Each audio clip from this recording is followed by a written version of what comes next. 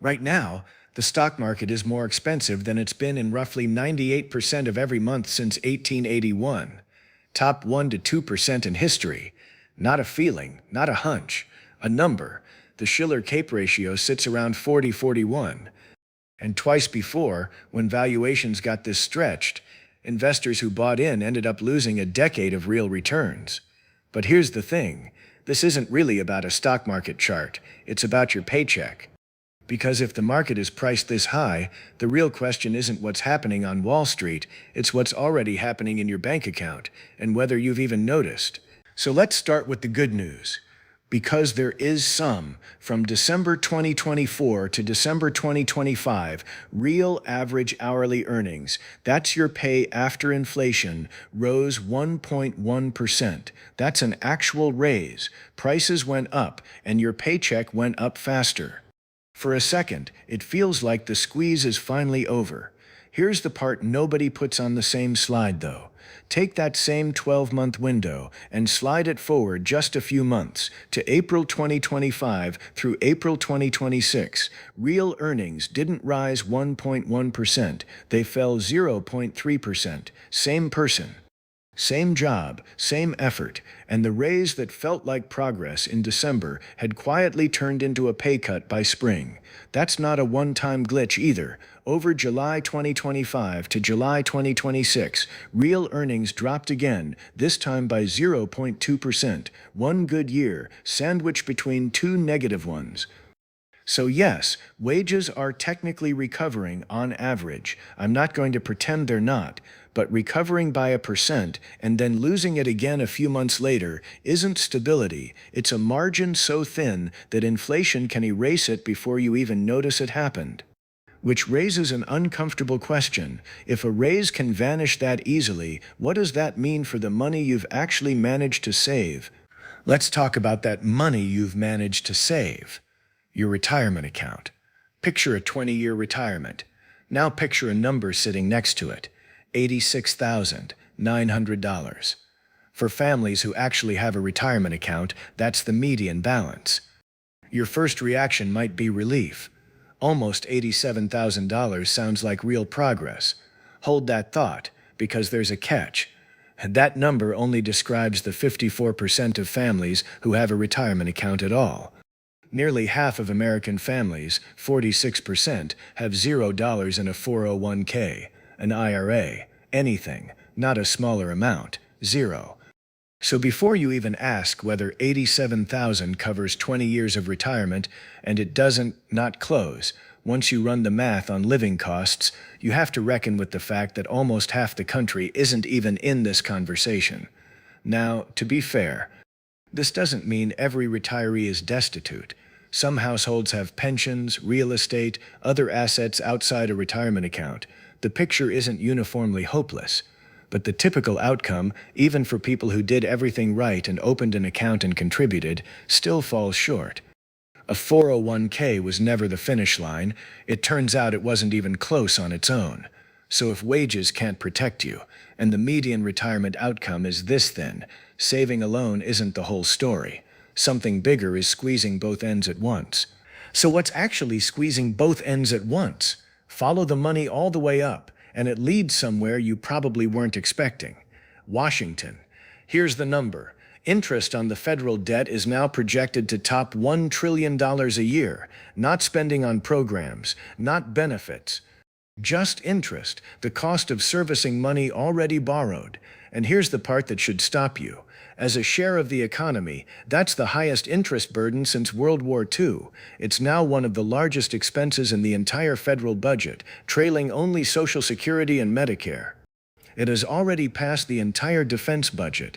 Every fighter jet, every base, every soldier's paycheck, all of it, combined, is smaller than what the government now pays just in interest.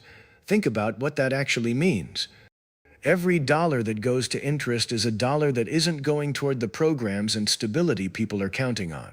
It doesn't build anything. It doesn't fund anything new. It just pays for yesterday's borrowing. And that pressure doesn't stay contained in a government spreadsheet. It leans on the currency. It leans on prices. It's part of why your raise keeps getting eaten before you can bank it, and why the safety net everyone assumes will be there feels shakier every year. This is not a political statement about one party or one president. It's structural. It's been building for years, regardless of who's in office. So here's where we are. Your wages can't be fully trusted to get you ahead. Your retirement account, even if you have one, probably won't be enough. And the government itself is straining under its own debt. So if wages can't save you, and the government is squeezed, what about the stock market you were told to just trust? Remember that number from the very beginning? The one I told you not to worry about yet? Let's go back to it. The Shiller CAPE ratio. All it really measures is one simple thing: how much you're paying, right now, for every dollar of company earnings inside the stock market. Think of it like a price tag. Historically, the median price tag on the entire market has been about $16.60 for every $1 of earnings. That's normal. That's the market on an average day. Right now, you're paying around $41 for that same $1 of earnings. Picture buying a house, same neighborhood, same square footage. But depending on when you buy, you might pay $16 a square foot, or you might pay $41 a square foot. It's the exact same asset. The price is what changed. And I know what you're thinking. Doesn't the market always come back? Doesn't it always go up over the long run? Yes, historically it does. I'm not going to sit here and tell you the market is broken or rigged. That's true, and it's important. But that's the wrong question. The real question isn't if it comes back. It's how long you might have to wait, and what price you paid to get in. Buy the house at $16 a square foot, and you've got room to be patient. Buy it at 41, and you need the neighborhood to get a lot more valuable, a lot faster, just to catch up to where the cheaper buyer already started. Your 401k isn't exempt from that math. It's buying at today's price tag, whether you've thought about it or not. So has this actually happened before? Has anyone paid this much and lived to tell you what happened next? So let's answer that. Has this happened before, or is this just theory? It has. History actually gives us a clear pattern here. When the CAPE ratio has been this stretched, in that top decile of valuations, the 10 to 20 years that followed delivered dramatically lower real returns than average. Not a crash necessarily, just years and years of the market barely keeping pace with inflation. Long, flat stretches where your account balance moves, but your actual buying power barely does. This isn't a prediction about exactly what happens next. Nobody can promise you that. It's a documented historical relationship. Pay an extreme price, and your odds of a strong decade shrink. Now, does that mean you should sell everything and move to cash? No. And here's why that's just as risky, maybe more. Cash guarantees you lose to inflation, slowly and quietly, every single year. At least staying invested gives you a chance at real growth. What this data actually argues for isn't abandoning the market. It's separating two things people usually treat as one. Staying invested is discipline. That part doesn't change. Keep it, protect it, don't touch it out of fear. But ignoring the price you're paying, that's not discipline. That's just strategy you haven't examined yet. So here's a question worth sitting with. Somewhere out there, people lived through valuations like this before and kept investing anyway. What actually happened to them? Did their money die in that flat stretch, or were they setting something up they couldn't see yet? We're going to come back to that. But first, there's another place people run to when stocks look overpriced, and that place just had its own reckoning. Gold and silver. If you've been telling everyone that precious metals are the real safe haven, the ultimate hedge against everything falling apart, you might feel pretty validated right about now. And honestly, for a while you were right to feel that way. From late 2024 into December 2025, gold climbed about 73%, all the way up to roughly $4,556 an ounce. Silver did even more. It surged around 173%, touching nearly $80 an ounce. Numbers like that don't just move markets. They move headlines, group chats, dinner table conversations. Everyone who bought early looked like a genius. But here's the part that gets left out of most of those group chats. In 2026, both metals gave back a significant chunk of those gains. Sharp pullbacks, right after the rally peaked. And the people who got hurt weren't the ones who bought years earlier. It was the people who piled in near the top, right when gold and silver were all anyone could talk about. Sound familiar? It's the exact same trap as an overpriced stock market. It's just wearing a different costume, a shiny one. I want to be clear, I'm not mocking anyone who believes in metals as a hedge. That belief has real history behind it. But belief in an asset class doesn't protect you from the price you paid for it. Buying gold at the top of a 170% silver rally isn't a hedge. It's a bet that the crowd that just arrived is right, and the crowd that's been there longer, taking profit, is wrong. So if stocks are risky at this price, and metals just prove they're risky at their price too, does that mean everything is dangerous right now? Not exactly. And this is the part that actually simplifies everything, instead of making it scarier. Look at the two charts side by side. The stock market's price tag spiking to historic highs. Gold and silver spiking, then dropping hard. Different assets, different headlines, same exact shape. It's not the asset that's dangerous, it's the timing of the crowd. Think of it like musical chairs. The music's playing, everyone's excited, more and more people keep jumping into the circle because it looks like the safest, smartest place to be. Then the music stops. And whoever grabbed a seat in the last few seconds, right as the price was already stretched, is the one left standing, with nowhere to sit. That's what happened with stocks at a CAPE of 41. That's what happened with silver, near $80 an ounce. Same dance floor, different song. Now, I know the pushback here. Gold and silver have recovered before, historically, over long enough periods. That's true, and I'm not disputing it. But recovering eventually doesn't undo the years someone spends underwater if they bought at the top and needed that money sooner than eventually. Eventually is a fine word for a chart. It's a rough word for your actual retirement date. So the real skill was never picking the right asset class. It's not stocks versus gold versus cash. It's learning to notice when the room has already gotten crowded and the price has already gotten stretched, regardless of what's printed on the label. Which brings us to the bigger question sitting underneath all of this. Wages squeezed, stocks expensive, metals crowded. Three completely different charts. So are they actually connected, or is this just a random pile of bad luck happening at the same time? They're connected. Once you see the connection, four separate fears become one machine. Remember that trillion-dollar interest number? Think of it as a leak at the top of the system. The government keeps borrowing to cover it, and that pressure leans on the currency and on prices.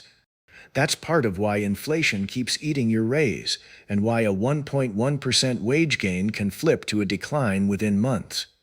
The leak shows up downstream, in your paycheck. Follow it further. When money loses purchasing power and rates get pulled around by that borrowing, investors hunt for yield anywhere they can find it. A lot of that money floods into stocks, pushing prices up regardless of what earnings actually justify. That's part of why the CAPE ratio sits at 41 instead of 16. The leak shows up downstream again, in your 401k. And when stocks look too expensive, that same yield-hungry money looks for the next escape hatch. Gold, silver, anything that feels safe. Which is exactly how you get a 170% silver rally in under 2 years. The leak shows up a third time, in the crowded trade that eventually corrects.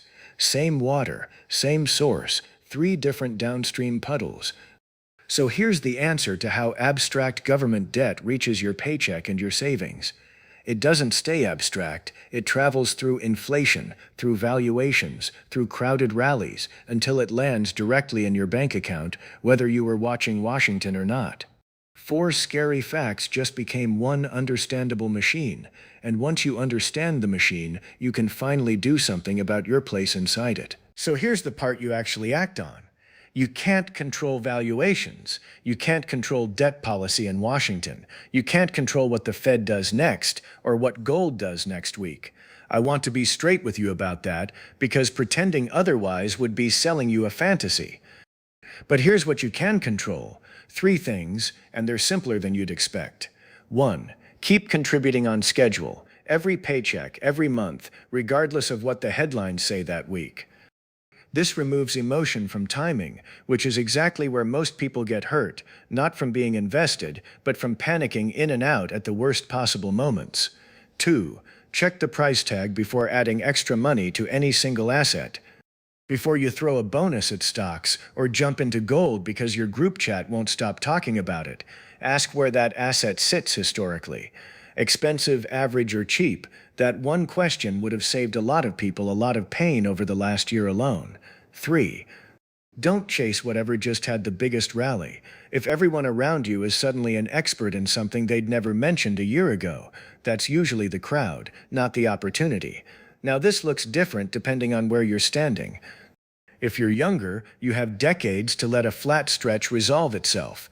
Time is doing a lot of the heavy lifting for you. If you're closer to retirement, the conversation shifts. It's less about maximizing growth and more about spreading out when you'll actually need to pull money out so you're not forced to sell into a bad stretch. Discipline means you keep showing up. Strategy means you stay aware of what you're paying while you do it. You need both. Neither one alone was ever going to be enough. So back to that question.